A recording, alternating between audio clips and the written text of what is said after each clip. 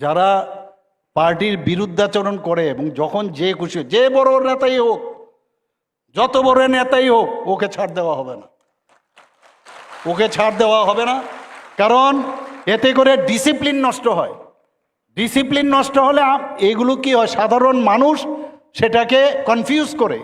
এত সুন্দরভাবে সরকার চলছে, এত সুন্দরভাবে এই পার্টি এখানে এসছে, আজকে দুইবার আমাদের পার্টি এখানে যেহেতু এসছে, আগামীবারও আসবে, সেটাকে একটা চক্রান্ত করছে এখানে।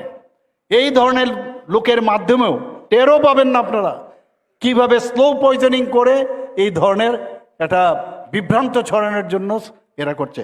এদেরকে পার্টির থেকে তো করবেই, প্রশাসন থেকেও তাদেরকে কিন্তু ছাড় দেওয়া হবে না, এতটুকু আমি বলতে পারি। এবং সেটা যেদিন হবে, সেদিন এই যে পার্টি এবং প্রশাসন দুটো মিলে আমরা এই দুই জায়গার থেকে একসাথে যখন করব, আমি নিশ্চিত যে মানুষের মধ্যে তো আস্থা আসবেই, পার্টির মধ্যে একটা আস্থা আসবে, একটা ডিসিপ্লিন তৈরি হবে।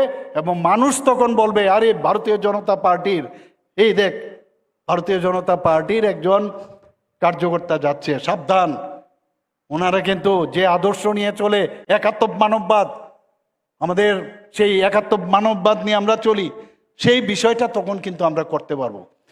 আর যারা ওই পয়সার জন্য এই পার্টিতে এসছে বা পার্টি করবে, তাদেরকে চিহ্নিত আমাদের করতে হবে, যে পার্টিরই হোক। আমি আমাদের পার্টির বলছি না, কারণ এটা একটা ক্রনিক ডিজিজের মতো, কিন্তু ক্রনিক ডিজিজ। কাজে ক্রনিক ডিজিজ আপনি জানেন সহজে যায় না, এটাকে ইম্পুটেশনও লাগে, কিন্তু মাঝে মাঝে ক্যান্সারের ইম্পুটেশন লাগে, তারপর তাকে কেমোথেরাপি দিতে হয়, রেডিওথেরাপি দিতে হয়, নানাভাবে তো দরকার পড়লে দেবো আমরা। কাজেই এই দিশায় যদি আমরা যাই, তাহলে কি একটা আদর্শ একটা যে সংগঠন, যেটা আমাদের মাননীয় প্রধানমন্ত্রীজি যেভাবে চিন্তা ভাবনা করেন, উনি যে কথা বলেন যে রাজনীতির জন্য রাজনীতির প্রয়োজন হয় না,